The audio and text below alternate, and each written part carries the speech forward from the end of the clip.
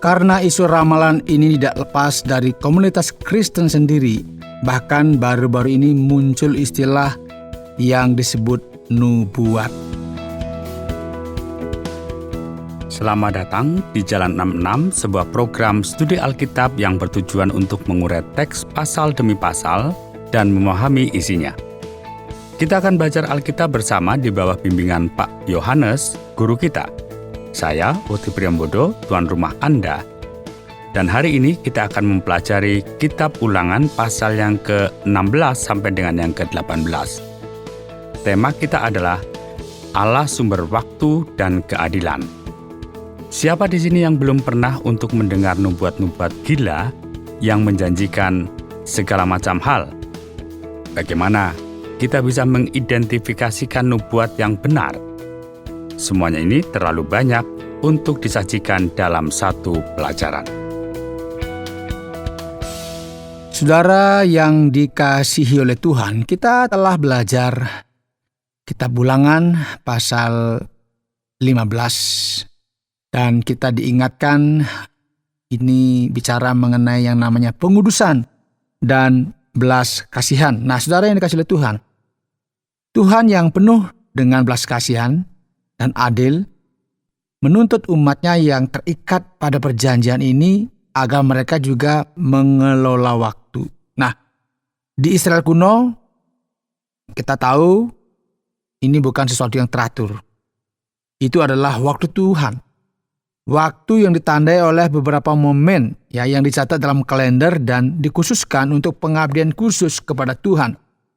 Ya, kita akan membahas hal ini nanti di Ulangan pasal 16.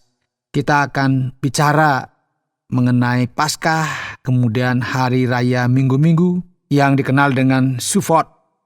Atau dalam pemahaman kita sebagai orang Kristen itu hari Pentakosta.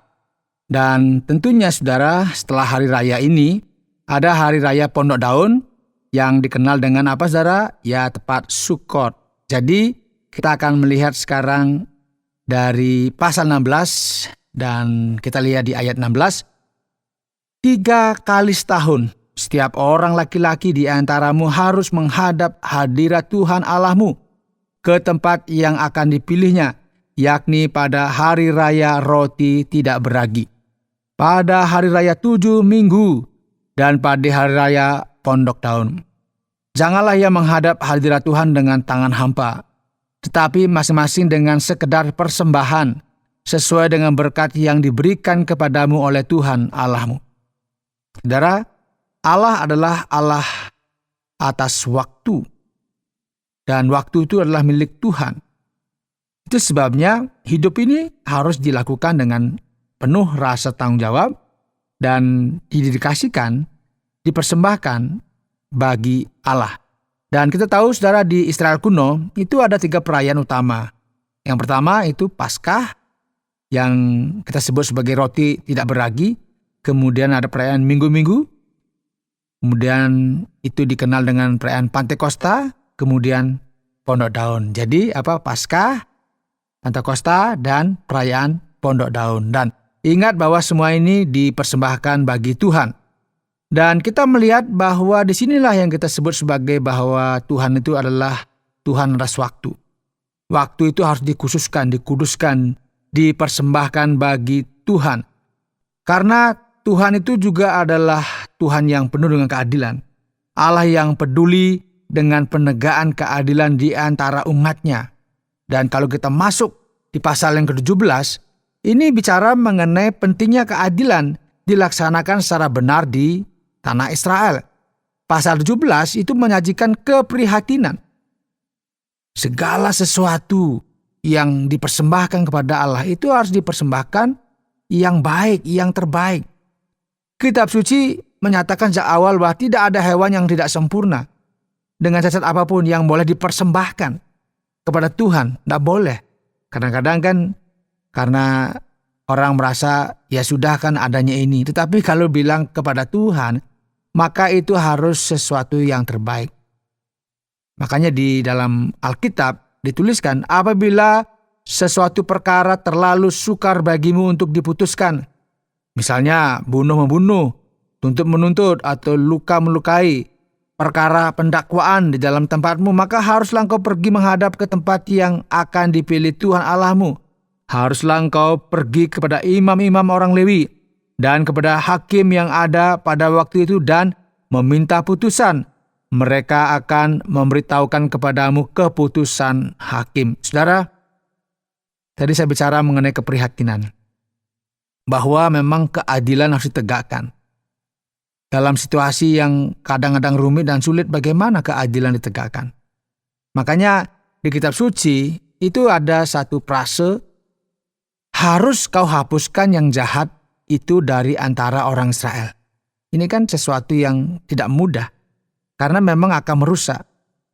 Dan di bagian lain disebutkan, hanya janganlah ia memelihara banyak kuda, dan janganlah ia mengembalikan bangsa ini ke Mesir untuk mendapat banyak kuda. Sebab Tuhan telah berfirman kepadamu, janganlah sekali-kali kamu kembali melalui jalan ini lagi. Juga janganlah ia mempunyai banyak istri, supaya hatinya jangan menyimpang. Emas dan perak pun janganlah ia kumpulkan terlalu banyak. Apabila ia duduk di atas tahta kerajaan, maka haruslah ia menyuruh menulis baginya salinan hukum ini menurut kitab yang ada pada imam-imam orang Lewi. Itulah yang harus ada di sampingnya, dan haruslah ia membacanya seumur hidupnya untuk belajar takut akan Tuhan Allahnya dengan berpegang pada segala isi hukum dan ketetapan ini untuk dilakukan. Saudaraku, seperti yang sudah kita belajar bersama-sama, ada satu fokus yang ingin diajarkan kepada kita terkait dengan penegakan keadilan. Karena Allah itu adalah Allah yang adil. Jadi keadilan itu dilakukan oleh para hakim, juga oleh raja. Jadi ada pedoman yang diberikan. Jadi mereka tidak diperbolehkan membiarkan jabatan sebagai raja menguasai dirinya dan mencoba menambah tentara untuk membuktikan kekuatan dengan kekuasaannya. Itu berfokus pada diri. Dan dikatakan tidak boleh juga memiliki banyak istri. Ini bisa rusak katanya. Juga kekayaan jangan terlalu banyak. Ini sesuatu yang memang diingatkan, jangan sampai orang itu bergantung pada kekuatan sendiri, tetapi mereka harus bergantung kepada Tuhan dan berbakti kepada Tuhan. Makanya mereka diingatkan harus membaca hukum Taurat ini sepanjang hidupnya. Jadi membaca firman. Kalau enggak, bablas. Karena Allah yang Maha Kuasa adalah Allah yang adil. Dan itu sebabnya rakyat juga perlu menerapkan keadilan ini. Itu dimulai dari mana, saudara? Pemimpin. Jadi rasa keadilan ini terwujud ya jika hubungan dengan Allah itu tetap baik. Tapi kalau orang tidak memiliki hubungan yang baik dengan Allah, pasti dia nggak bisa adil. Dan kita lihat sekarang sudah di pasal 18. Ini bicara mengenai imam. Itu orang-orang Lewi. Imam-imam orang Lewi, seluruh suku Lewi janganlah mendapat bagian milik pusaka bersama-sama orang Israel. Dari korban api-apian kepada Tuhan, dan apa yang menjadi miliknya harus mereka mendapat rezeki. Janganlah ia mempunyai milik pusaka di tengah-tengah saudara-saudaranya. Tuhanlah milik pusakanya, seperti yang dijanjikannya kepadanya. Saudara, ada memang kebutuhan. Setiap orang yang melayani pasti punya kebutuhan, terutama dengan bicara mengenai makan dan minum. Tetapi orang Lewi diajarkan agar mereka bergantung sepenuhnya kepada Tuhan dan fokus untuk melayani Tuhan. Dan sudah diatur sedemikian rupa, mereka disupport oleh suku-suku yang lainnya. Ini bicara mengenai keadilan. Jadi keadilan ini sesuatu yang harus ditunjukkan dalam praktek-praktek yang nyata. Sehingga ditata, diatur bangsa ini agar menjadi bangsa yang benar-benar baik begitu ya. Kalau kita perhatikan di ayat 9 dan seterusnya. Apabila engkau sudah masuk ke negeri yang diberikan kepadamu oleh Tuhan Allahmu, maka janganlah engkau belajar berlaku sesuai dengan kekejian yang dilakukan bangsa-bangsa itu.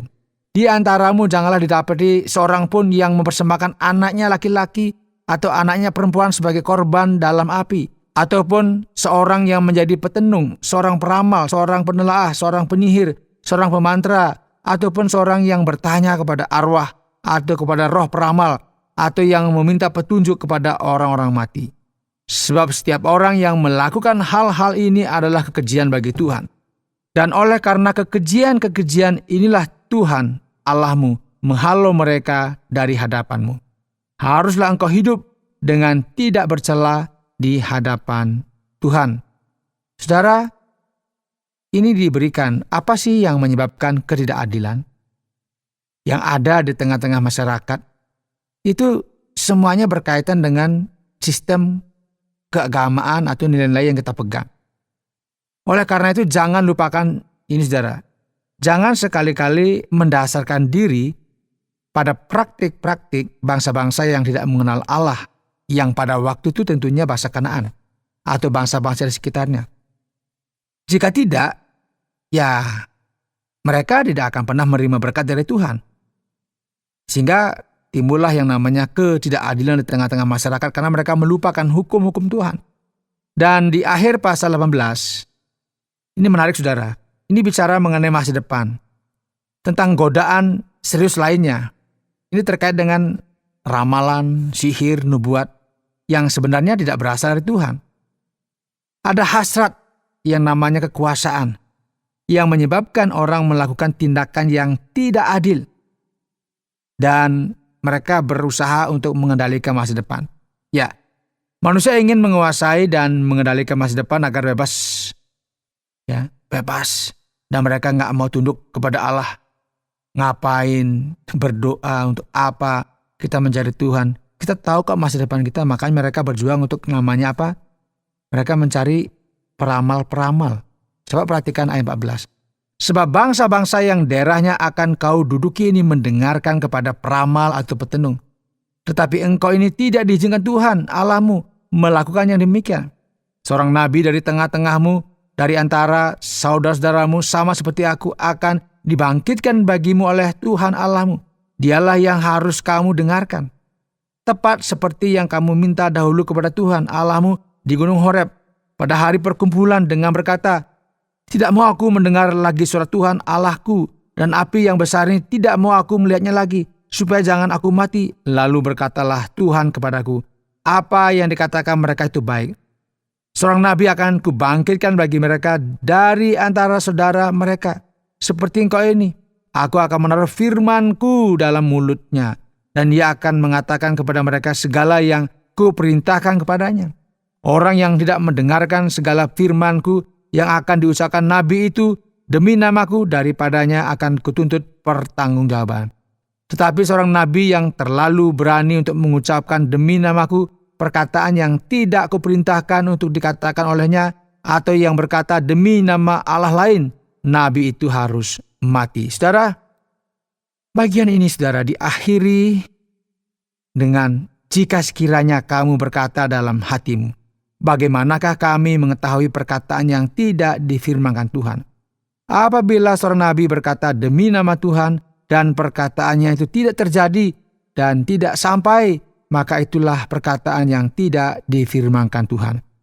Dengan terlalu berani nabi itu telah mengatakannya, maka janganlah gentar kepadanya. Saudara, kitab suci memberikan semua penjelasan tentang yang namanya nabi yang benar dan nabi yang palsu.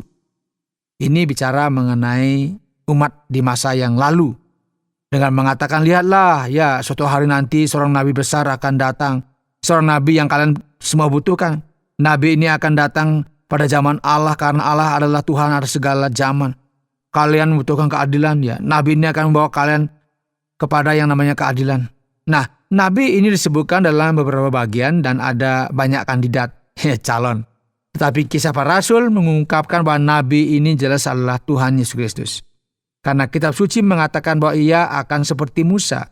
Dan jika orang-orang tidak mendengarkan perkataan nabi ini atas nama Tuhan, maka mereka harus menanggung akibatnya. Ya, saudara yang dikasihi oleh Tuhan. Ketika mereka mendengar suara Tuhan, Tuhan akan mengutus mereka untuk menyampaikan firman-Nya. Orang itu harus didengarkan karena dia berbicara atas nama Tuhan, Tuhan yang mengatur waktu, Tuhan yang penuh dengan keadilan, dan keadilan yang sempurna itu ada di dalam Kristus Yesus. Dan ini kita katakan sebagai nubuat yang luar biasa di dalam kitab Ulangan sesuai dengan apa yang tertulis juga di dalam Perjanjian Baru. Ya, kiranya Tuhan memberkati kita dan mari kita menjadi orang yang selalu takut akan Tuhan karena kita menyembah Allah yang mengatur waktu dan juga Allah yang adil. Sekarang, saatnya untuk pertanyaan-pertanyaan di Jalan 66 yang akan menambah dinamika pelajaran kita. Ulangan 16 sampai dengan yang ke-18.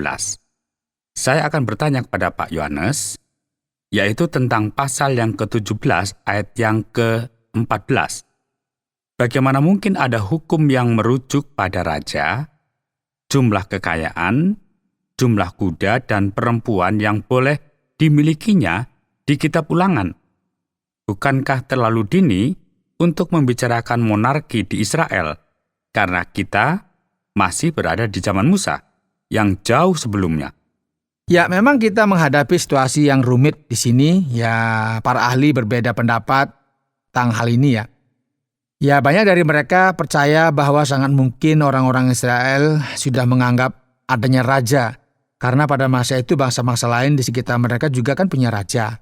Dan Israel juga ingin seperti itu. Dan kita juga tahu ya bahwa undang-undang ini tampaknya terlalu spesifik dan terperinci sehingga banyak ahli berpendapat bahwa detail ini menunjukkan bahwa undang-undang ini mencerminkan periode yang jauh lebih baru. Ya, kalangan yang lebih radikal percaya bahwa bagian ini pasti ditulis setelahnya. Beberapa bahkan berpendapat bagian ini mengingatkan kita bukan secara harfiah, tetapi justru mengingatkan kita pada masa pemerintahan Salomo dan kerajaannya. Nah, pada detik ini, bagian ini merupakan kritik langsung terhadap kekayaan dan kekuasaan yang dikumpulkan oleh raja. Kemudian saudara, ada juga yang menyatakan, oh tidak, hukum ini adalah karena adanya raja-raja asing yang berkuasa dan kemudian raja-raja Israel seperti Sulaiman yang memutuskan untuk melipat gandakan kekuasaannya dengan memperbanyak kuda dan wanita, dan ia sadar bahwa ia melanggar firman Tuhan. Jadi, pertanyaan Pak Oti, kita nggak bisa ya 100% yakin di sini ya. Ya, kami belum menemukan kesimpulan yang pasti mengenai hal ini. Jadi kami perlu memahami bahwa pertanyaan ini masih terbuka. Mungkin saja bagian ini telah melalui proses penyuntingan yang berlangsung di bawah penguasaan Roh Kudus sendiri. Hal ini sangat mungkin ya. Namun pertanyaan ini masih terbuka untuk penafsiran dan kami baru akan mendapatkan jawaban lengkapnya mungkin ya di kemudian hari, dan kita masih terus bergumul untuk mendapatkan jawaban yang bisa memenuhi kaedah-kaedah yang memang bisa kita terima begitu.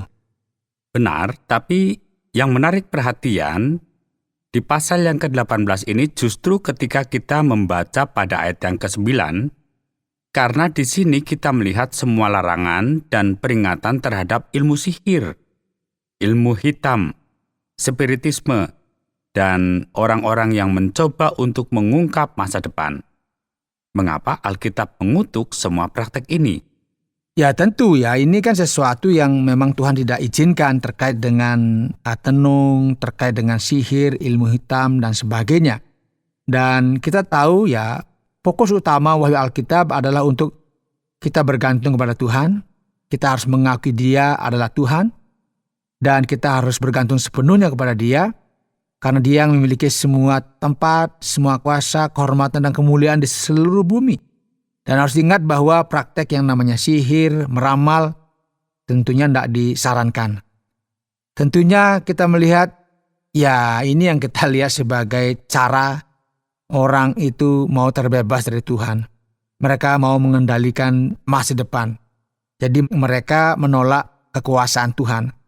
Dan mereka sangat serius dengan hal-hal yang memang dipraktekkan oleh suku-suku yang ada saat itu. Ya mungkin kelihatannya ya biasa saja, tidak berbahaya, bahkan ini sesuatu yang umum begitu. Tetapi dalam pandangan Alkitab, semua ini ditolak. Mereka yang mencari ilmu, meramal, mencari roh, menghubungi orang mati, ataupun yang berhubungan dengan sihir, ini sama sekali di luar pedoman Alkitab. Bahkan horoskop yang dilihat mulai bisa meramal masa depan. Begitu. Ya, saya kira prinsipnya sama ya. Prinsipnya adalah mencoba menguasai dan berkuasa untuk masa depan, supaya mereka bisa terlepas dari Tuhan, dan mereka seolah-olah memegang kendali. Dan ini saya katakan tidak benar ya. Bahkan ada yang mengatakan, untuk mengetahui masa depan, kita harus memanggil nabi. Nabi akan membimbing kita. Bagaimana kita tahu apakah seorang nabi benar-benar dari Tuhan? Atau apakah yang ia katakan adalah pesan dari Tuhan atau bukan? Bagaimana kita tahu seseorang itu palsu? Hanya mencoba memanfaatkan situasi. Ya, ini pertanyaan yang penting ya, karena lingkungan Kristen sendiri tidak lepas dari upaya untuk mengetahui masa depan. Ya, kita tahu ya akhir-akhir ini, dan semakin populer ya orang semakin menyadari apa yang disebut dengan apa? Nubuat. Nubuat yang tidak nyata. Ya, bagaimana kita harus menyikapi hal ini? Yang pertama, kita perlu melihat kaitannya dengan Alkitab, dengan kitab suci. Kemudian yang kedua, kita lihat juga dengan hubungan dengan Tuhan sendiri. Jadi kita lihat lagi, cek dengan Alkitab, kemudian apakah dia benar ini berasal dari Tuhan. Nah, jika seseorang mengajak saudara kepada Tuhan yang lain, ya pasti ini nggak sesuai dengan kitab suci. Dan nggak sesuai dengan apa yang Tuhan inginkan ya di tengah-tengah kehidupan kita. Jadi kalau menyimpang dari apa yang Tuhan inginkan ditulis dalam Alkitab, itu bukan berasal dari Tuhan. Kemudian yang kedua, bagaimana kita tahu? Ini sebenarnya konsep yang kita boleh katakan mudah dan juga sederhana. Misalnya seseorang atau nabi, dia mengatakan misalnya seperti ini, wah besok akan terjadi kemacetan di Jakarta. Nggak usah ada nubuat ya. Ya pastilah kita tahu semua ya, Jakarta ya pasti macet begitu ya. Apalagi jam-jam orang bekerja pasti macet. Dan apabila dia menyatakan sesuatu, nabi menyatakan sesuatu nggak terjadi, ya berarti memang ini sudah nggak benar begitu ya. Jadi saudara yang dikasih oleh Tuhan, penting bagi kita untuk memahami bahwa seorang nabi itu adalah yang diutus untuk membawa berita dari Allah, membawa pesan apa yang Allah ingin katakan. Jadi bukan seseorang yang mencoba untuk meramalkan, besok akan terjadi A, terjadi B. Bukan seperti itu. Jadi dengan demikian kita tahu bahwa ketika seseorang menyatakan dia adalah seorang nabi, dia harus selaras dengan Allah, dia selaras dengan firman-Nya, dan dia selaras dengan komunitas yang memang sudah ada saat itu. Karena itu ya seorang nabi, dia harus tunduk kepada kepemimpinan rohani yang ada. Dia harus tunduk kepada Allah. Dan gak boleh dia bilang, woi saya ini tidak mendapat suara Tuhan dan dia merasa lebih unggul dari yang lainnya. Nah ini harus hati-hati. Sangat penting bagi kita, jangan sampai terkecoh, jangan sampai tertipu, karena banyak orang yang bangkit, dia bilang saya mendengarkan suara Tuhan. Caranya gimana? Ya cek dengan Alkitab. Kalau itu menyimpang dari kebenaran Alkitab, ya itu sudah menjadi tanda dia bukan berasal dari Allah. Karena selalu harus selaras dengan apa yang Tuhan firmankan di dalam Alkitab. Begitu kira-kira ya, ini cara kita tahu jangan sampai kita terjebak kalau bilang nabi ini bicara mengenai meramal masa depan. Tidak seperti itu. Nabi selalu dia datang membawa pesan Allah, dan selalu dia datang atas nama Allah, dan bisa kita lihat bahwa itu tidak menyimpang dari kebenaran firman Tuhan. Dengan kata lain, bahwa kita memiliki banyak nubuat dan nabi di dalam Alkitab dan kita tidak membutuhkan yang lain. Benarkah begitu Pak Yohanes? Ya, kita tidak bisa menyatakan ada nabi yang absolut seperti itu. Jadi bisa kita sampaikan bahwa ya bisa saja Tuhan berbicara melalui orang-orang untuk menyampaikan sesuatu kepada kita. Tetapi yang perlu kita hati-hati juga di sini, jangan sampai itu menyimpang dari kebenaran Alkitab. itu menyimpang dari apa yang Allah kehendaki. Jadi otoritas apa yang disampaikan itu juga ada kaitannya dengan firman Tuhan. Jadi kalau itu sudah menyimpang, ya itu berarti bisa kita katakan tidak benar seperti itu, Pak Oti. Baik, terima kasih banyak Pak Yohanes atas penjelasannya. Dan berikut bagaimana rangkuman bagian ini untuk kita bisa menerapkan dalam kehidupan kita. Saudara yang dikasihi oleh Tuhan, hari ini kita telah mempelajari Ulangan pasal 16 sampai dengan yang ke-18. Dan kita berbicara tentang Allah yang Maha Kuasa, Allah yang mengendalikan dan menguasai waktu, dan Allah yang adil.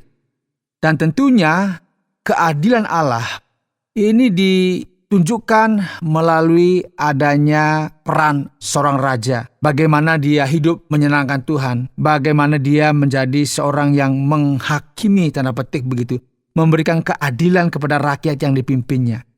Dan kita juga melihat ada satu harapan yang besar, bicara mengenai nabi yang akan datang. Dan kita lihat nabi yang dimaksud di sini kalau kita kaitkan dengan perjanjian baru, itu bicara mengenai Yesus Kristus.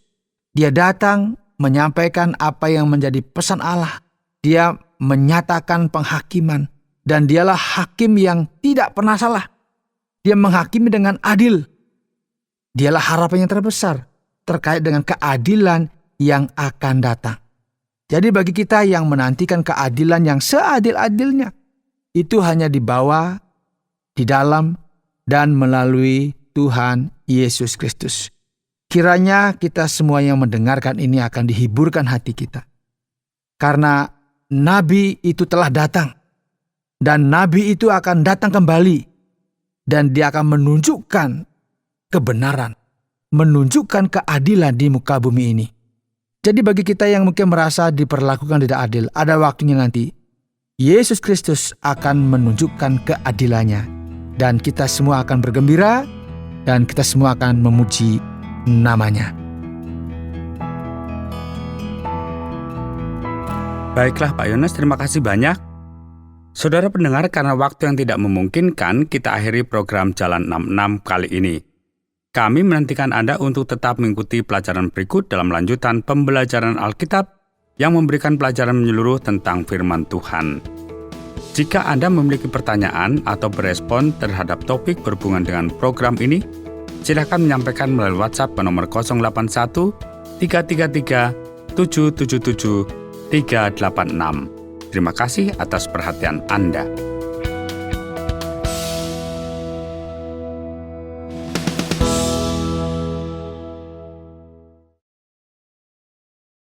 Terima kasih Anda sudah mengikuti program kami. Jika Anda diberkati, jangan lupa like, komen, dan share supaya Anda tidak ketinggalan setiap program terbaru kami.